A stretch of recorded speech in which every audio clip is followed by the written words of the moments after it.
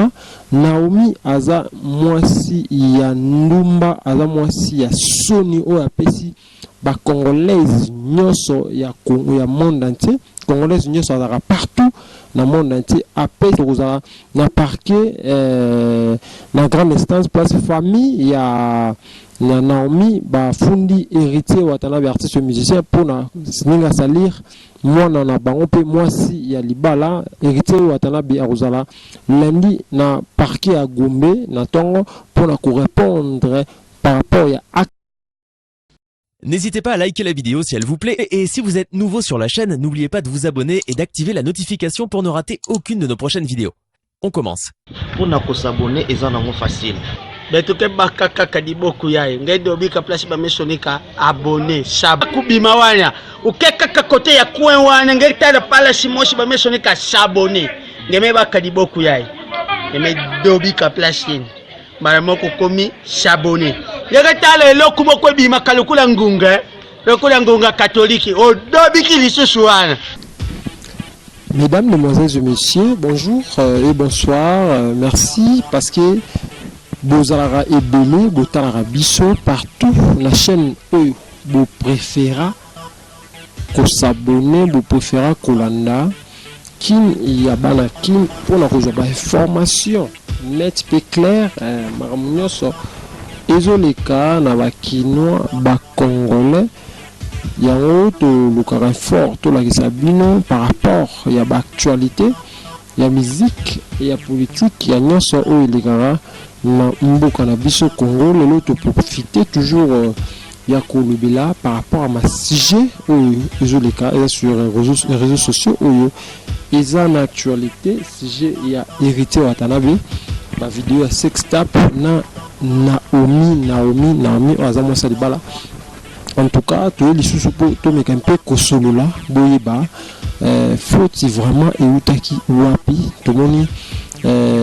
batunion sur les réseaux sociaux, bazo pesa héritier faute, ba pesi héritier faute, comment héritier watanabe, monsieur Balobi ava bimsa album.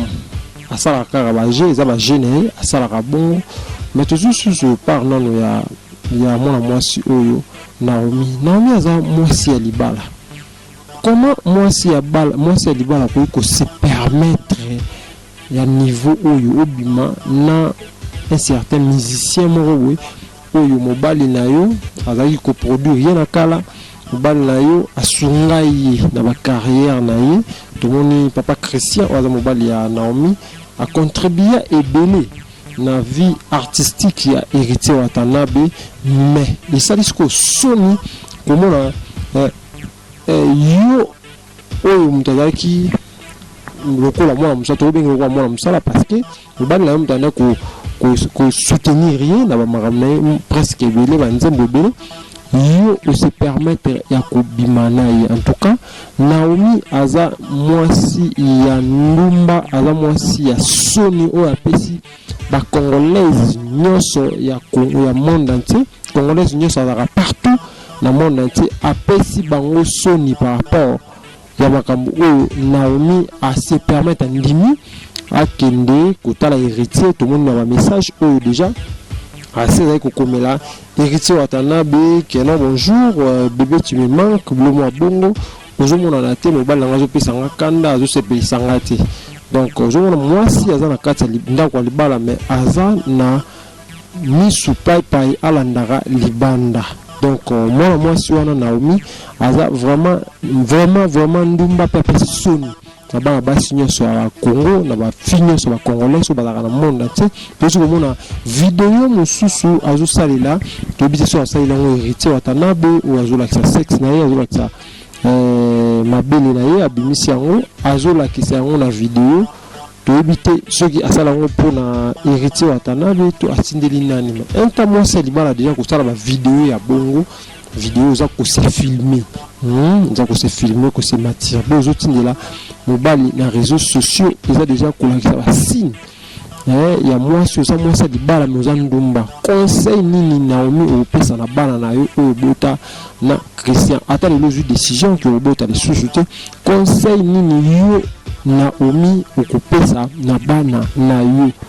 parce que l'image c'est côté les réseaux sociaux ils partout et c'est côté déjà la YouTube là sur télélo et kobon la lelo dans déjà réputation la bébé malgré le but aux hommes talibo sauté oh ba mi balé ba sala rango ils ont un problème te yo moi c'est sur ça lango mais comme un problème batika yo vanda c'est pas un problème ils ont réputation là yo mais et bébé makasi toujours n'a pas c'est héritier watanabe to habiter ce qui est là ni ça la bon héritier watanabe les sala eza bo mwana de eza tembena mikolo eza tembena mikolo 3 eza na habité ce qui kara qui est kolo qui bomolu ba lo beskizenga par rapport na la cité comme la bino école la bino pardon ce qui est là ni ça héritier eza qui bo jeunesse succès tonine héritier watanabe donc aux jeunes congolais au beta musique na kitoko musique na balinga mais tala ndenge ozotambola na vie na yo artistique tala vie na ndenge ozotambola bien te yango héritier watanabe succès et comme ko sila succès et héritier watanabe yaki ba kasi tanga bandaki ba carrière na ye mais aujourd'hui héritier a disparaître car pour batembe na babiloko o ezanga tina héritier watanabe pour cause que se permettre obimana mwasi ya vie na yo mwasi ya ex producteur na yo pe au filmer na habité soki ezaki buzz ozoluka tozaki ni en tout cas logo passe vraiment à Congolais biso ba Congolais tozaka partout na Kinshasa Brazzaville le monde entier comment la vidéo ya héritier watanabe artiste et musicien mode tout ce pelaranae carrière na ezo kitoko ayembaka bien mais ozomona gano vina ya zotam sorobete héritier asundola bana ebele asundola bana boti asundola kiparata boti asundola kiparata boti asundoli akiparata lelo ayeko tomber na mwasi ya libala. Merci beaucoup toujours na cadre de l'émission biso famille ya Naomi bakende ko porter héritier plainte par rapport ya ndenge a BBC réputation ya mwana bango Naomi pe héritier watanabe bakende ko porter plainte par rapport à moto eza parti do ezaliki place à donc sa téléphone de moto na vie a publié na téléphone et réparateur disons quoi donc mobile peut avoir vraiment déci abi avoir vraiment aza déci non mobile mon côté na monde aza déci ndenge yaza décité parce que ça il a moi soit nyonso o isenga ça il a ça il est tout isenga ça là mais suka ekubima na musicien ça il vraiment passé bande de ba congolais large diffusion vous a toujours branché vous a toujours connecté vous s'abonner chaque jour vous s'abonner vous avez information toujours qui na source le but déjà Togo Kende na du lundi pardon Togo